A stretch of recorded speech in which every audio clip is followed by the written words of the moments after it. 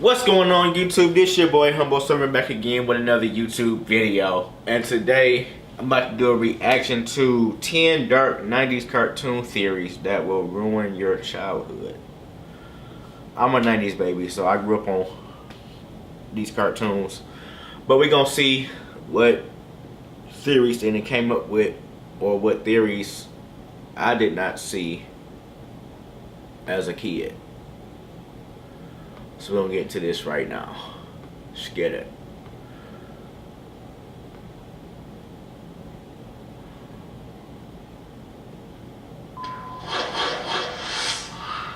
For many millennials, watching cartoons in the 90s was the best thing ever. We have many fond memories of dozens of hit cartoons and characters, some of which still resonate today. But despite how awesome 90s cartoons are, there are of course crazy internet theories about them.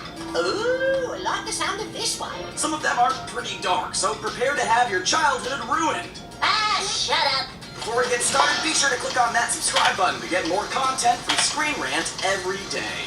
That mediator lady made some good points. Most definitely. Spongy Fallout. If you know your history, then you know where we're going with this one. If you've ever been a fan of SpongeBob SquarePants, and we're sure you have, as it was one of the most popular cartoon shows on TV at the time, then you'll know that the setting of the show is called Bikini Bottom. When you're a kid, or perhaps even today, you may think it's called that thanks to its association with beaches, sun, and oceans. But the harsh reality is much darker if this theory is correct. The reason why SpongeBob takes place in Bikini Bottom is because it actually takes place in Bikini Atoll, which is a real-world location in the Pacific Ocean. It's part of the Marshall Islands, and from 1946 to 1958, it was where the United States of America tested 20 nuclear devices, including bombs. Because of that, the area is heavily irradiated.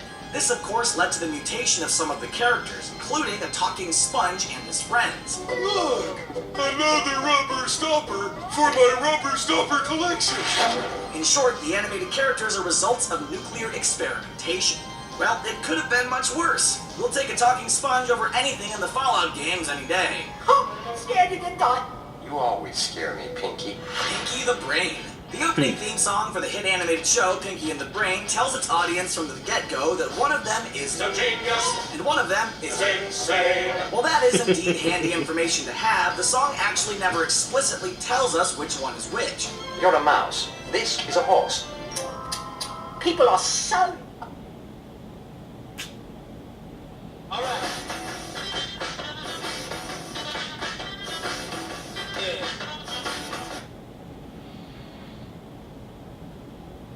Mouse. This is a horse. People are so intolerant. It's easy to assume that Pinky is the insane one, as the show is called Pinky and the Brain. But we're not so sure it's that simple. Brain's goal in life is to essentially take over the world. Every episode sees him come up with a new plan to fulfill that goal. These plans are admittedly really insane.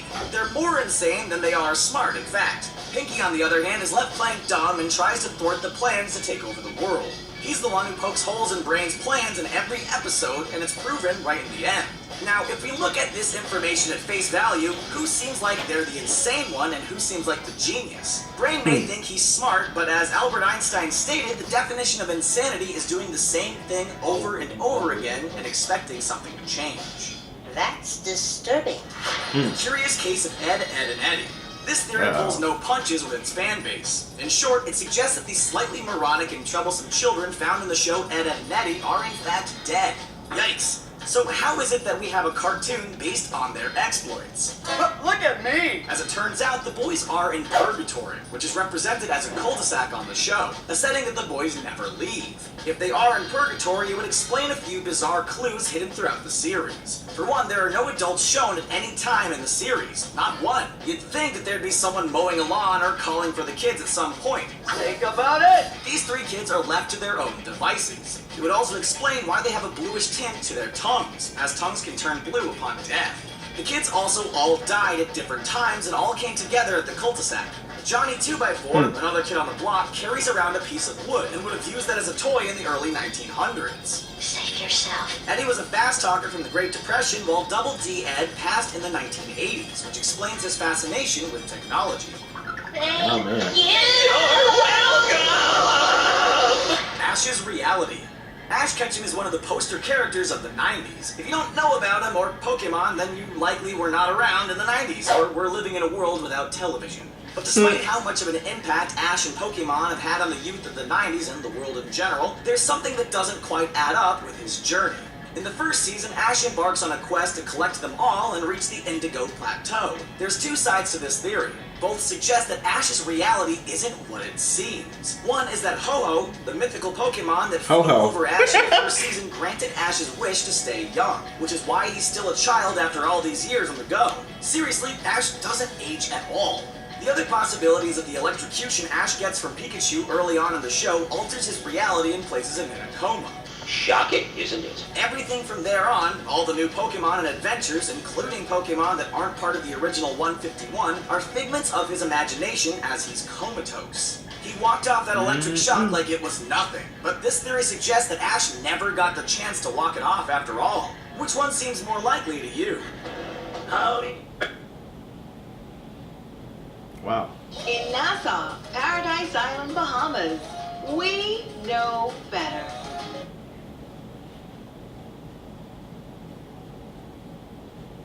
After all, which one seems more likely to you? How incredibly observant you are. Two and the same. If you grew up in the 90s, there's a good chance you watched something by Genndy Tartakovsky at some point in your life. He created Dexter's Lab, Samurai Jack, and worked extensively on Powerpuff Girls, among other things. Now, what if we told you that Samurai Jack and Powerpuff Girls had something in common besides their similar animation styles? If you ever watched both shows, you may have noticed that Samurai Jack and Professor Uranium kind of look alike. Since Tartakovsky is the animator on both, it's not too crazy to see why. But what if it's more than that? This theory suggests that both characters are, in fact, one character. The theory suggests that after Jack's battle with Aku, both were launched into a time portal. Aku became a liquid version of himself thanks to his evil ways. In a new world, though, one with different rules than his own reality, Jack takes it upon himself to learn about Aku's new liquid form, or Chemical X, if you will, which of course leads to the lemonade that creates the Powerpuff Girls. Do you think that's too crazy, or is there just a smidgen of logic there to make it plausible? Are you ready? All systems go. Claw, the original.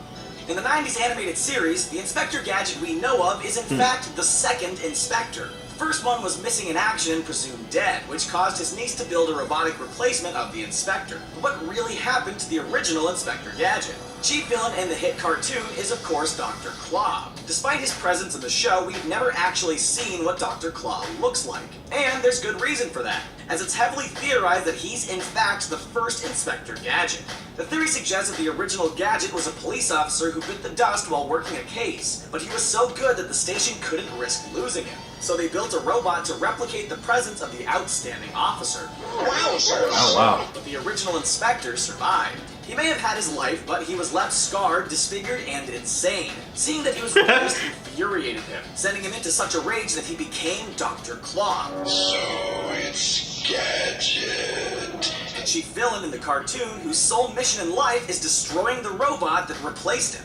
The evidence also showcases that Claw never harms Penny, the niece, as she's family, and that he's a bit of an idiot, which tells us that the robot didn't match the intelligence of the original police officer. You might actually impress somebody. Shh, it's coming on. What's with Doug? One of the most unique things about Doug from the cartoon show named after him is his wacky and playful imagination. Every episode, he drifts off into his imaginary lands, often imagining himself as a hero of sorts, or maybe a rock star. But it's one thing to imagine a daydream. It's another thing to have Doug Funny interact with him. In fact, things can get pretty dangerous when he's into the dream world. In one such dream, he's riding a bike through traffic, without a care in the world. Only since it's also happening in real life, when he snaps out of the daydream and into the real world, he's already crashed into a car. This means that Doug's dreams are almost too real, causing him to blur the lines between fantasy and reality. Sounds kind of dangerous, putting him and others at harm. With that in mind, it also sounds like Doug may be suffering from schizophrenic hallucinations that alter his perception of reality. If Doug actually is suffering from schizophrenia, it would explain why he's able to do the things that he does. It also would be a subtle commentary on what it's like to live with such a condition, without getting too in your face about it. You mean you didn't even know I run away? The imagination of Angelica. Angelica is a character that most kids kind of hated, but there are some pretty dark reasonings for her behavior in the show. Her parents are constantly ignoring her, with her mom constantly on the phone and her dad pretty much not caring about her except for surface encounters. So she creates some imaginary baby friends, which explains why she's the only one who understands them. So why would Angelica create babies and not kids her own age? Since her parents only really reach out to her to give discipline, and since she's neglected, it comes off as unwarranted and even mean. So since she only understands the authority figure, she creates the baby so she in turn can become that figure and ends up interacting with the Rugrats. You know, time occasionally feels Oh, like wow. it's going by very slowly. Caillou isn't doing so well. This one is probably the darkest theory on this list, which is why we saved it for last. There's nothing worse than seeing a child being sick, and there's a good chance that Caillou is as sick as you can be. Can you think of any healthy youngsters who are completely bald? We don't just mean buzz cut bald, but zero hair on the head bald. We can't either, unless they happen to have been diagnosed with cancer. Caillou's sister Rosie has red hair, and their parents are shown to be brunettes, which in itself is a little unusual. So unless Caillou's mother shaves his head every day with a straight razor, there's a good chance that the boy is actually really sick, which means that Caillou's parents may have adopted Rosie, as the parents may have wanted another child but wanted to avoid the chance of another child being inflicted with the illness. Thankfully, if Caillou really is sick, he's not letting it dampen his mood, and he carries on having adventures and learning new things. So in that regard, Caillou could actually be a positive role model for kids going through similar treatments. That is assuming the theory is correct though. But we don't think Caillou's mom is that mean to shave his head every single day. Which dark theory do you think is most likely to actually be real? Which one is completely nuts and has no chance of being real at all? Let us know in the comments below, and be sure to like this video and subscribe to Screen Rant to get more videos like this one in your playlist every day.